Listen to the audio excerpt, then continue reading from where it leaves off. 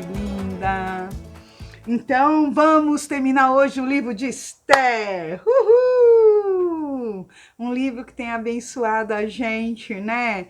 Então, só recordando aí, Esther, princesa, que nasceu aí no exílio, na Babilônia, que estava numa situação, ela era órfã, pobre, criada por um primo bem mais velho, né? Imagina só, morando sozinha com esse primo que adotou numa condição muito difícil, e a gente às vezes se queixa da vida, né? Já se imaginou você perder pai e mãe, não tem irmãos, o único parente é um primo que cuida de você, mas você não está nem no seu país. E você está num lugar que eles não proferem a mesma fé que você. Imagine você ter que compartilhar de uma fé que você nem imagina. Nem imagina. Um lugar que você também nem pensa em estar. Foi essa condição. E Deus vai, pega essas pessoas de uma condição pobre, exilados, órfãos. Mas quando Deus quer fazer uma obra, não importa a condição que você esteja, a única coisa que você precisa estar é no centro da vontade dele. O resto, deixa com ele. A condição que você estiver passando, a situação, o momento, você só precisa estar no centro da vontade de Deus. Aí, meu filho, vai acontecer com você só aquilo que está determinado por ele. Não tem outra forma. E essa história é assim. Sabe aquela história que tinha tudo para dar errado, mas Deus dá um outro rumo às coisas. Inimaginável. E assim nós chegamos no capítulo, né? Que a gente só vai fazer um pouco. Paramos no capítulo 7. Mas só vou falar um pouquinho do capítulo 6, só para a gente lembrar um pouco do cenário que estava. Tinha 3 situações. A situação era que o rei não tinha conseguido, certo? O rei Assuero não conseguia dormir, estava perturbado, logo depois daquele segundo jantar. E aí ele pediu para que lesse um livro, o livro de anotações do reinado, o livro de crônicas. E aí, nesse livro, estava o fato que o primo de Esther havia contado a ela que 2 guardas estavam tentando contra a vida do rei. O plano foi revelado, o rei foi salvo, e aí, nesse momento, o empregado abre nessa parte a leitura e ele começa a fazer essa leitura. E quando o empregado termina, ele fala, mas essa pessoa foi recompensada? Fizeram alguma coisa com ela? Que era o, né, Mardoqueu. Não. Ele fala, mas que chato, né? Então tem esse cenário acontecendo. Tá para acontecer o segundo banquete. Que lá no primeiro banquete ele falou, o que agora você quer me pedir, rainha Estela? Um segundo banquete. E aí, nesse outro lado, então tem esse lado, e tem um outro cenário, que é que Mardoqueu não se curva a Amã, que é o vilão, não se curva a Amã, e aí ele chega em casa e tem a ideia da mulher, constrói uma forca bem alta para todo mundo ver, enfoca ele lá. Ele já tinha conseguido aquele decreto para matar todos os judeus. Olha só, já tinha esse decreto. Agora, mas vai lá e mata isso aí. Antes do decreto. Porque o decreto ainda demorar um pouco. Mas ele quis antecipar as coisas. O que ele faz? Vai lá e... boa ideia. Manda construir a forca. Amanhece o dia. Ele tá indo pro palácio. Porque ele estava com intenção de ir na presença do rei, porque o rei sempre o convocava todo dia, porque ele era o segundo reinado. Para quê? Para falar, para pedir autorização para enforcar Mardoqueu. Então ele já estava nas redondezas do palácio, dentro do palácio. Aí o rei manda chamá-lo. Aí o rei manda chamá-lo, e aí ele vai. Aí o rei pergunta para ele: o que a gente pode fazer para uma pessoa muito especial que salvou o rei? E começa a falar, e começa a falar. E aí ele pensa que está falando com ele, né? Porque ele se sentia, a vaidade dele, a autoestima, a segurança, tudo ele tinha. Mas vamos ver o que aconteceu? Vou compartilhar a tela. A gente já sabe, porque a gente gente já viu isso, mas eu coloquei aqui o textozinho, não, o texto, né? E vamos só recordar isso, ó. Por isso ele respondeu ao rei: quanto ao homem quem ao rei gostaria de honrar, que seja trazido os trajes reais, olha só, a roupa do rei. Olha o que ele almejava, esse homem. Olha a ganância dele, a vaidade dele. Os trajes reais que o rei costuma usar.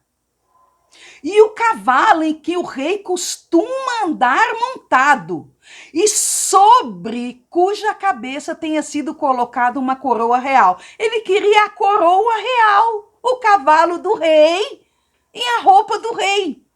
Olha como esse homem tá envaidecido. Ele quer glória, ele quer honra. Aí,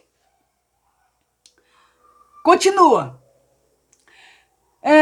Para que se encarregue, aí ó, que seja os trajes e o cavalo seja entregue a um dos mais nobres oficiais do rei, para que se encarregue de vestir aquele a quem o rei deseja honrar. Olha isso, ele queria que fosse vestido, ele ser vestido, ele.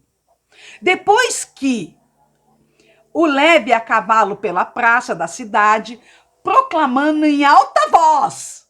Imagina o desfile, olha o cenário. É isto que se faz ao homem a quem o rei deseja honrar. Pois que ele falou tudo, esvaziou tudo. O rei fala. Então o rei disse a Amã: vai depressa, pegue os trajes e o cavalo e faça com o judeu Mardokai. Isso foi ótimo! Tudo o que você falou. Ele está sentado junto à porta do rei. E não omita coisa nenhuma de tudo que você falou. Amã pegou os trajes e o cavalo, vestiu Mardokai e o levou a cavalo pela praça da cidade, proclamando em alta voz. Ele tinha que proclamar. Olha o que Deus faz. É isto que se faz ao homem a quem o rei deseja honrar. Não, gente, fala sério. Que história. Que história, que transformação. Esse homem, vocês se lembram que ele estava na porta do palácio vestido de saco de linhaça, aquele saco junta, com cinza na cabeça, porque ele estava muito triste com o decreto. Ele estava numa condição muito ruim. Olha a honra que esse homem recebeu. Às vezes a gente faz uma coisa querendo recompensa na hora. Por exemplo, o Mardokai, tanto faz falar assim, quando ele salvou a vida do rei, ele até poderia estar pensando, né? Nossa, mas o rei não deu nem valeu aí, ó, um joinha, né? Não deu um like. Às vezes a gente pensa, né, que Deus está atrasado, que ninguém viu, ou alguma coisa parecida. A bênção vem na hora certa, na hora que você está preparado. Vem na hora certa. Você pode, mas ela vem. Não, mas ela vem. Faz o bem que ele volta para você. Talvez não naquele exato momento que você está precisando que vem, mas a vida devolve. Devolve de muitas formas. E a gente está vendo isso aqui. Olha ainda como continua. Então isso aqui está lá em Esther, o verso 6 a 11, ok? Aí, Olha isso. Então, o homem lá, né, passou de o cavalo, puxando o cavalo, anunciando, vestiu Mardokai e vai vendo. Depois disso, olha o que o texto fala. Mardokai voltou para a porta do rei, enquanto Amã foi correndo para casa, angustiado e de cabeça coberta. A vergonha era tanta. Sabe aquela coisa que a gente quer se enfiar num buraco? Exatamente assim. Amã contou a Zeres, sua mulher, e a todos os seus amigos tudo o que tinha acontecido com ele. Então seus amigos, que eram sábios, e Zera, sua mulher, disseram: se Mardokai, diante do qual você já começou a cair, é da descendência dos judeus, você não conseguirá fazer nada contra ele. Você certamente será derrotado. Enquanto estes ainda falavam com ele, o eunuco do rei chegaram e, sem demora, levaram Amã para o banquete que a rainha Esther havia preparado. Esse banquete, gente, é o segundo banquete. Lembra do segundo? Então, isso ainda tá aquele recordar aí. Olha, lá no segundo banquete, naquela intimidade, né, que ele achava que o banquete era só para ele. Mas eu imagino esse homem, ele já não estava bem psicologicamente, porque a vergonha que ele havia passado naquele dia, isso foi no mesmo dia, que ele estava falando lá com a mulher, com os amigos, quando os empregados, os eunucos do rei chegou para levar para o jantar. Aí olha só o que aconteceu. Esther 6, de 5 a 7. Então o rei, Assuero, perguntou à rainha Esther: que é esse cujo coração instigou a fazer? Ah, boa essa aqui. Antes de eu terminar de ler aqui, ele pergunta o que Esther quer. E Esther fala que tem um decreto que, né, fizeram lá, falaram com o rei, para o rei assinar um decreto contra os judeus. Ela se revela judia, ela revela que o tio dele, o primo dela, que ele acabava de honrar, que lembrou que tinha salvado a vida dele, fala que tem o decreto dele, que alguém, né, estimulou ele a assinar um decreto para matar todos os judeus, inclusive ela. Olha o que o rei fala. Então o rei Assuero perguntou à rainha Esther: quem é esse cujo coração instigou a fazer uma coisa dessa? Onde está esse homem? Esther respondeu: o adversário é inimigo e é este malvado Amã. Então Amã ficou apavorado diante do rei e da rainha. E aí, o que ele fez? Ele pegou, naquela confusão, pediu para a rainha: não, me ajuda, não deixa eu ficar assim, tá? E aquela confusão. Ah, minha filha, meu filho, se jogou no divã onde estava a rainha. Quando o rei ouviu que ele era o traidor, o rei saiu da sala de vinho e foi para o jardim, tipo, dar uma desanuviada. Voltou, quando voltou, pega a cena, ele jogado no divã, quase em cima da rainha, e fala: que isso? Vai, tipo, violentar a rainha sobre os meus olhos dentro do meu palácio? O que estava ruim piorou. Piorou. E aí, gente do céu, o negócio ficou tão feio que o rei, na hora, já chamou o funcionário, cobriu a cabeça dele. E aí o funcionário falou: olha, tem uma forca lá feita na praça de 20 metros. Aí o rei mandou enforcar Mardoqueu lá. Amã lá. Então, foi aí que nós paramos, tá certo? Agora nós vamos para o capítulo 8. Tá certo? E aí, Esther, no capítulo 8, recebeu todos os bens que eram de Amã e nomeou o tio dela, como administrador de todos esses bens. Mesmo Amã morto, tinha o problema do decreto que o rei já havia assinado. E quando assina um decreto, não tem como voltar atrás. Aí, então, o rei pediu para que escrevesse um outro decreto, que todo aquele que tentasse contra a vida de um judeu, o judeu poderia revidar, ele poderia lutar pela sua vida. Então, tinha agora condições desse povo com força armada revidar, não aceitar passivamente o genocídio que já estava marcado lá para o mês de fevereiro, março, que é o mês de Adar. Aí, Mardoqueu deixou lá a presença do rei, deu a notícia com alegria que ia ter um novo decreto e mandou todas as 120 e tantas províncias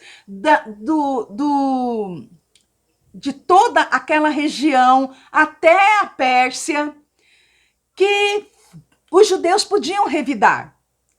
Tá certo? Então, ó, muitos que pertenciam a outros povos viu essa movimentação e esse empoderamento, esse poderio de Mardoqueu, se converteram ao judaísmo, porque viram a força que Mardoqueu estava e falou, não dá para ir contra com esse povo, não. E se juntaram aos judeus. Capítulo 9, olha só, quando chegou a data do plano de terminar, arquitetado por Amã e outros inimigos,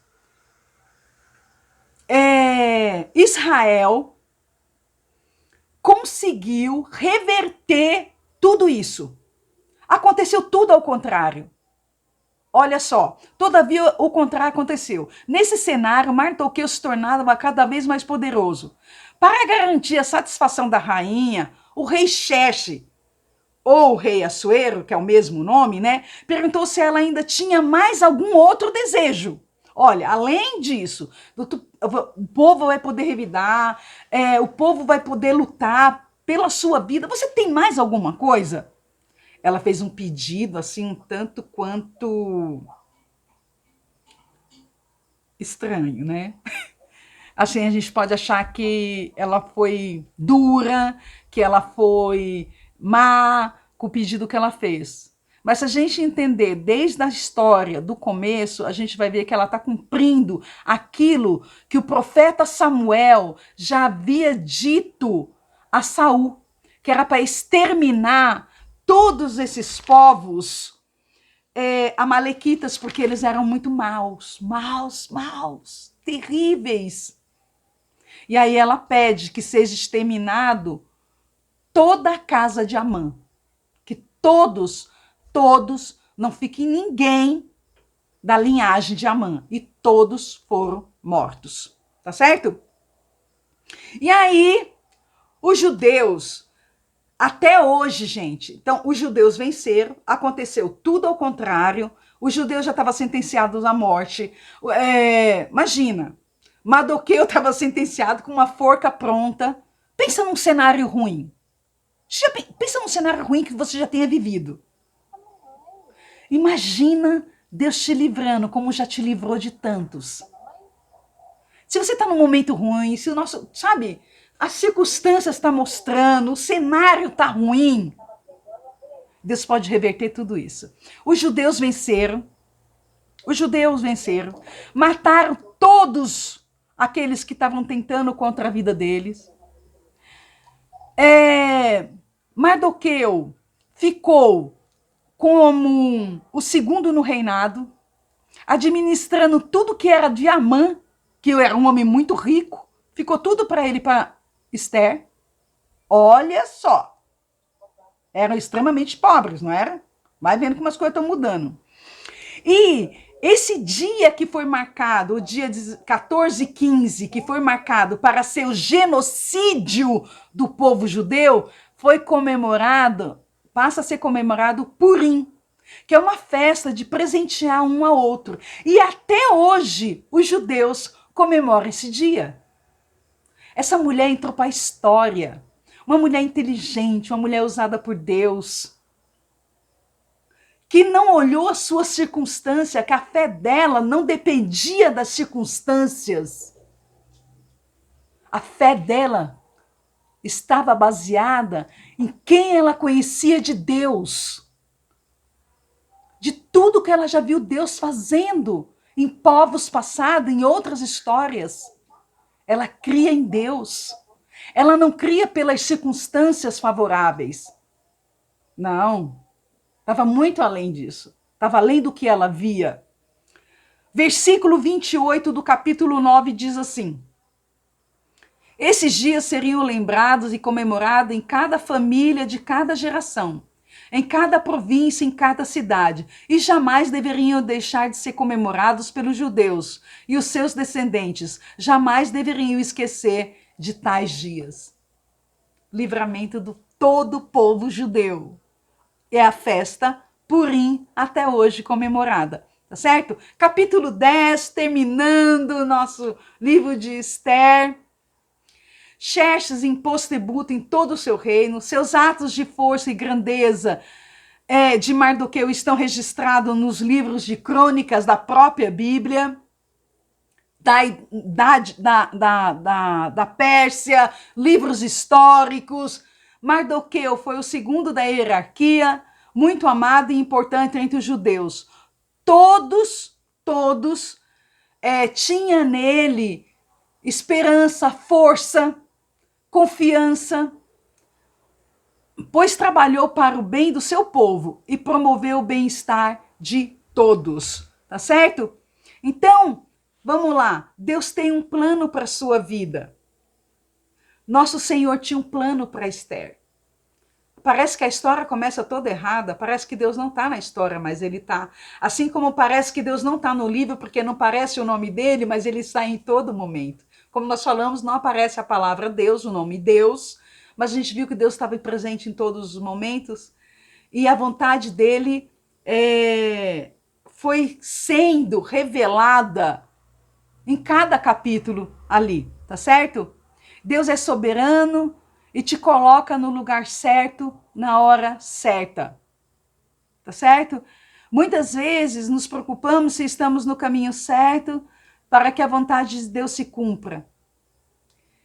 O Espírito Santo sempre nos fala quando a gente não está fazendo a coisa certa. E quando a gente está fazendo a coisa certa, ele nos dá paz, por mais que o momento seja conflitante. Haja em favor do seu povo.